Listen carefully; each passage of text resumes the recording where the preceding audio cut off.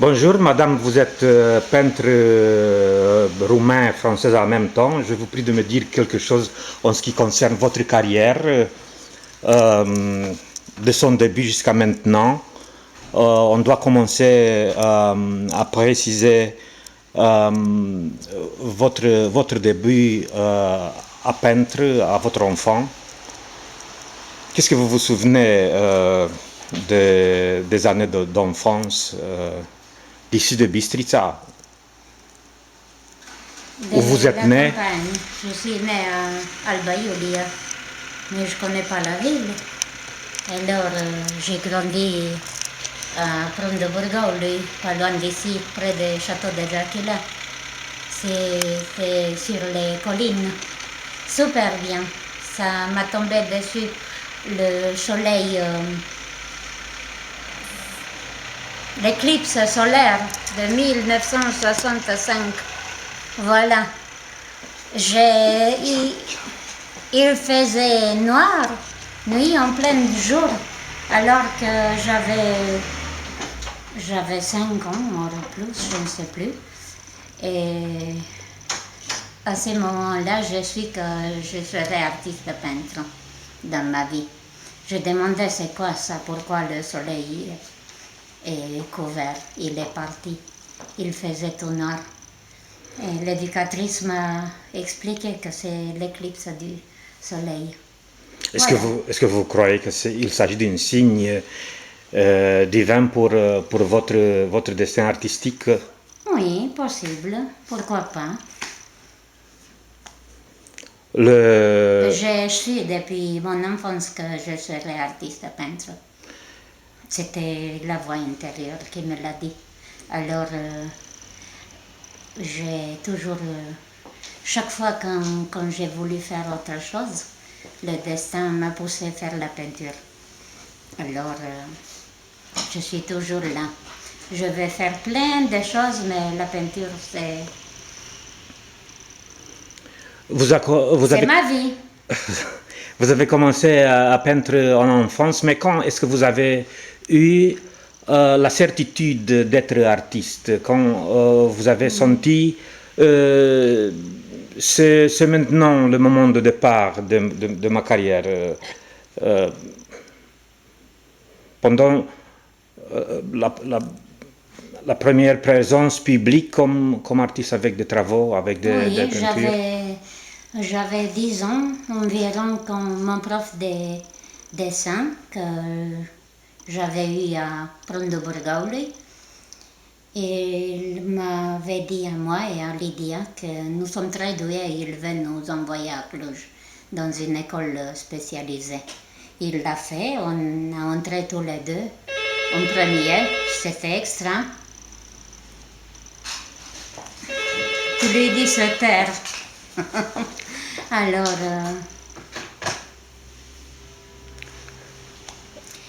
à 13 ans,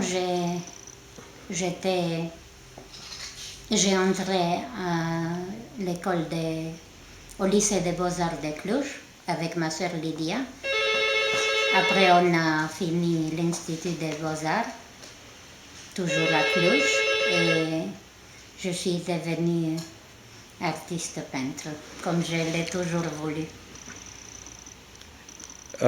Quels sont les professeurs qui ont eu une grande influence en ce qui concerne votre formation de peintre qui vous ont influencé fort Je pendant peux la dire, formation? je peux dire que mes professeurs ne m'ont pas influencé dans mon carrière. Et même comme élève Comme, ou étudiant, ils m'ont toujours dit Adriana, continue, on n'a rien à t'apprendre. Et moi, je fais pareil avec mes élèves. C'est vrai, qui est doué, il est doué. Après, c'est tout. On n'a rien à lui apprendre. C'était mon cas. Moi, j'ai fait pareil avec mes élèves et j'ai eu la chance de les voir étudiants à leur tour. Voilà, c'est extra. Quand on sait qu'on est choisi pour faire ça, ça me rend plein de joie. Et ça me donne la force de continuer. Chaque fois quand j'ai eu des problèmes dans la vie, je suis revenue à la peinture. Et c'est la peinture qui m'a sauvée. Elle va faire ça jusqu'à la fin de ma vie. Il s'agit de la peinture comme un mode d'existence, de survivre Oui, oui, pendant exactement. certains cas. La peinture nous aide à supporter cette société de merde dans laquelle on vit. Parce que, pourquoi je dis de merde? Parce que je le sens comme ça. Que je suis en Roumanie, en France, ou ailleurs. Mais je m'en fous, finalement. On laisse les choses de côté et on s'occupe avec des choses qui nous font plaisir. Et comme ça, la vie est merveilleuse. Voilà, c'est vrai. Je vais vous poser une question sur le grand artiste qui vous a influencé.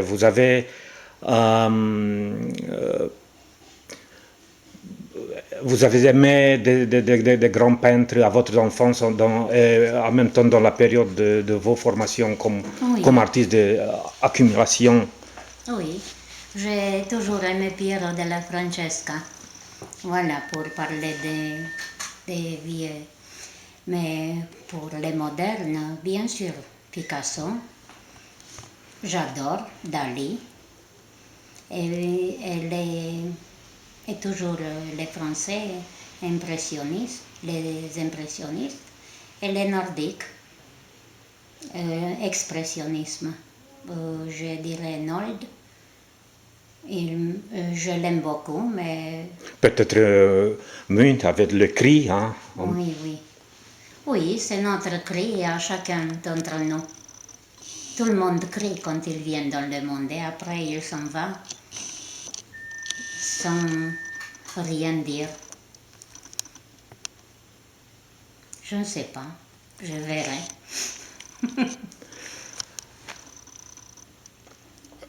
Vous avez comme maître, première fois, Picasso et Dali qui sont les promoteurs d'une avant-garde. Hein? Oui. Vous pratiquez aussi une peinture Je qui pratique se nourrit de... naturellement.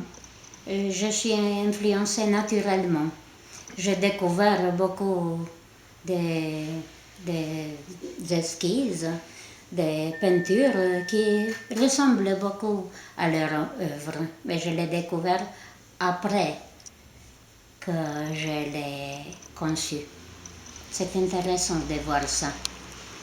Et ça s'est passé avec d'autres artistes aussi. J'ai fait de la peinture et après je découvre que celle-là, elle a été déjà fait. Par exemple, avec Goya aussi, j'ai une petite aquarelle avec des enfants qui crient. De l'autre exposition, tu l'as déjà vu. Et c'est très intéressant, j'ai vu le 3 mai de Goya. Et il faut juste imaginer que c'est des enfants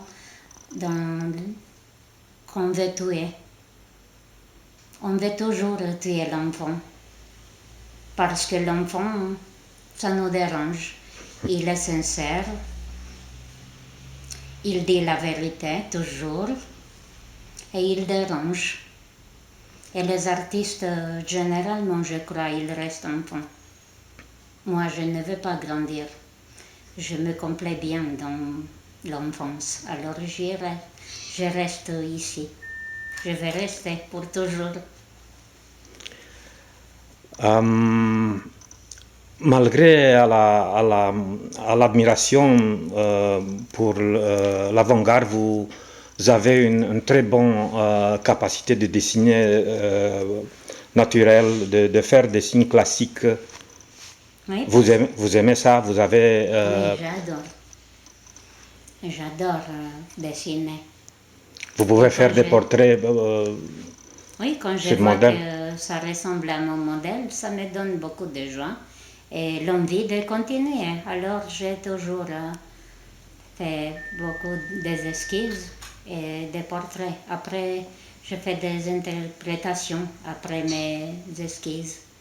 Et je sors des tableaux comme celles que vous avez déjà vues. Victor.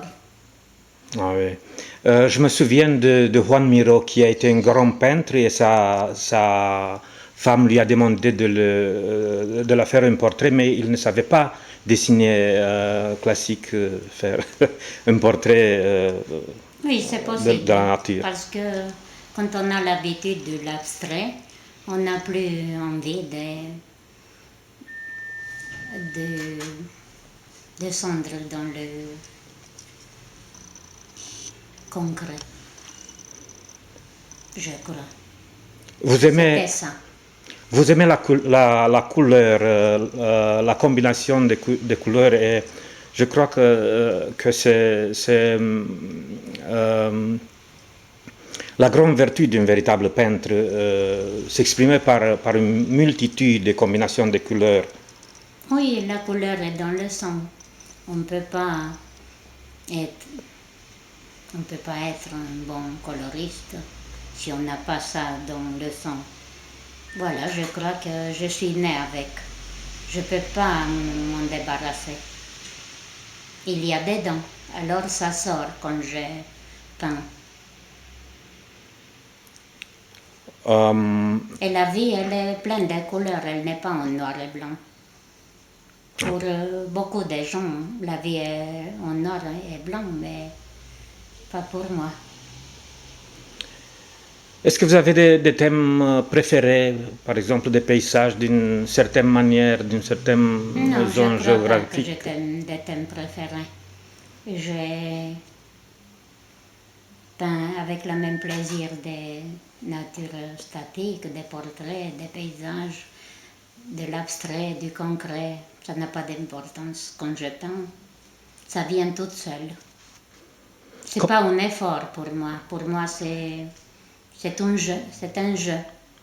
Je joue avec l'image, avec les couleurs. Voilà, je me sens bien quand je fais ça. Il s'agit d'un jeu qui vous, Oui, c'est vous le donne jeu de la vie. une joie, Oui, un jeu la vie est de un l'âme. jeu, je pense. Et, Alors, comment est-ce que vous commencez à peindre ça vient tout seul et après je commence et je n'arrête plus. Et après j'arrête des mois, des années et tout d'un coup ça revient. C'est toujours comme ça. Je ne suis pas quelqu'un qui dessine ou qui fait la peinture tous les jours. J'ai des moments. Je suis très extrémiste, extrême. Je suis dans les extrêmes. J'ai des moments de folie créatrice qu'il faut que je me débarrasse. Alors il me faut des dizaines, des centaines de toiles, de papier, de tout pour tout mettre dedans. Et après j'arrête des mois, des années et je fais autre chose. J'adore me promener. Alors je visite l'Europe pour l'instant. Mais probablement dans cette période vide, vous faites des accumulations inconscientes en ce qui concerne les thèmes, les images. Oui, j'ai toujours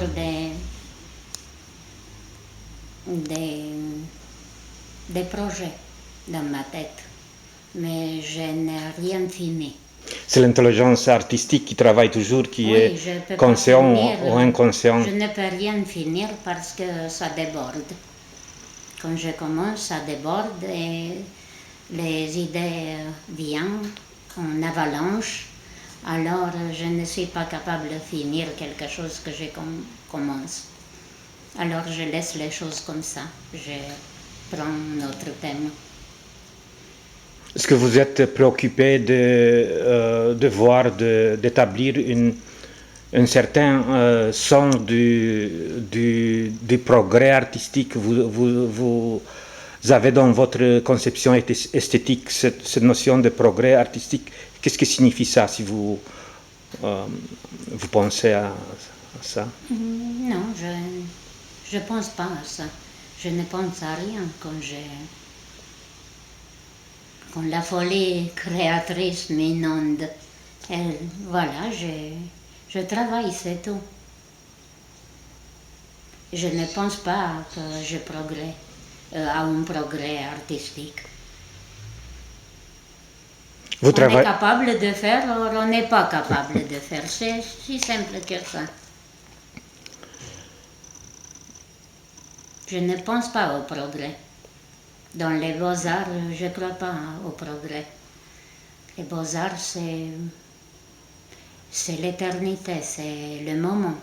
Quand on travaille, c'est le moment d'éternité. Alors, quel progrès? Parce qu'il n'y a pas un... une série d'évolutions. Non, je ne crois pas à l'évolution des beaux-arts.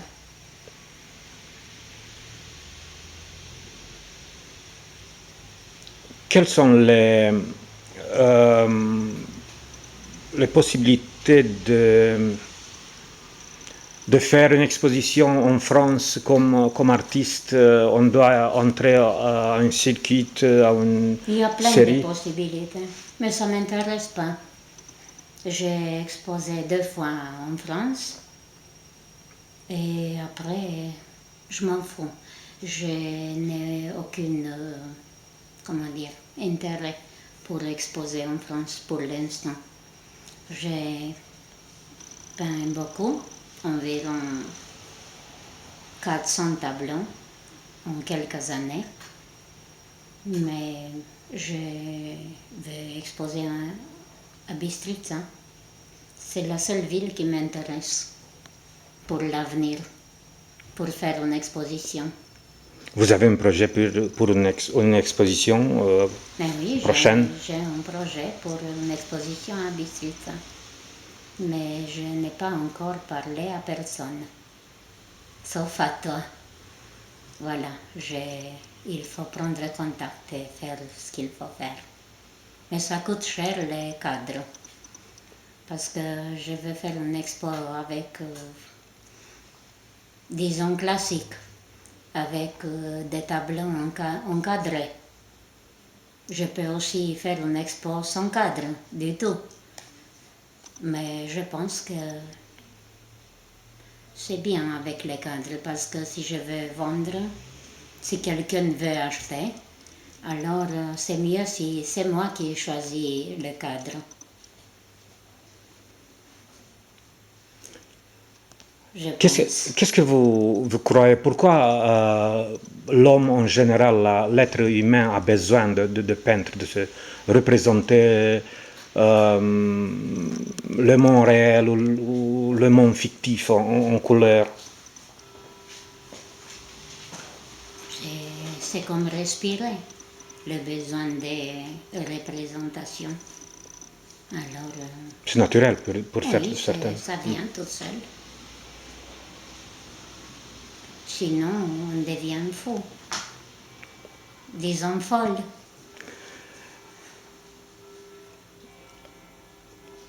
Il y a maintenant des techniques électroniques de dessiner, de peindre sur l'ordinateur. Oui, cela m'intéresse, mais ce n'est pas mon cas pour l'instant. Ça m'intéresse beaucoup.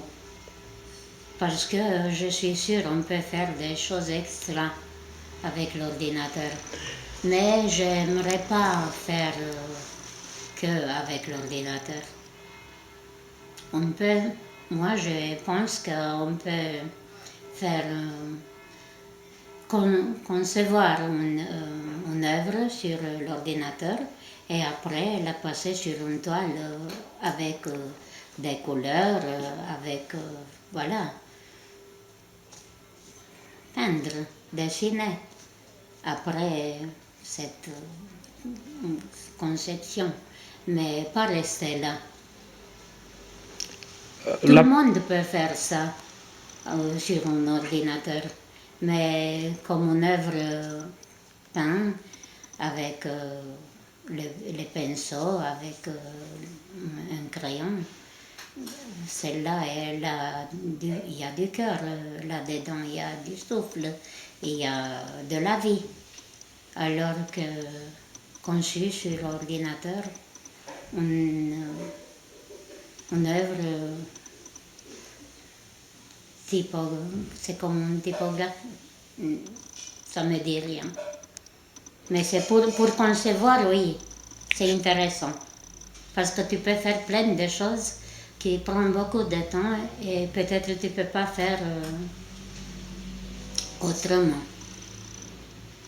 Bon, je comprends, la peinture faite sur l'ordinateur ne transmet pas la souffrance, les sentiments de l'âme, les sentiments humains. Oui, c'est nul, c'est vide. C'est vide comme une copie.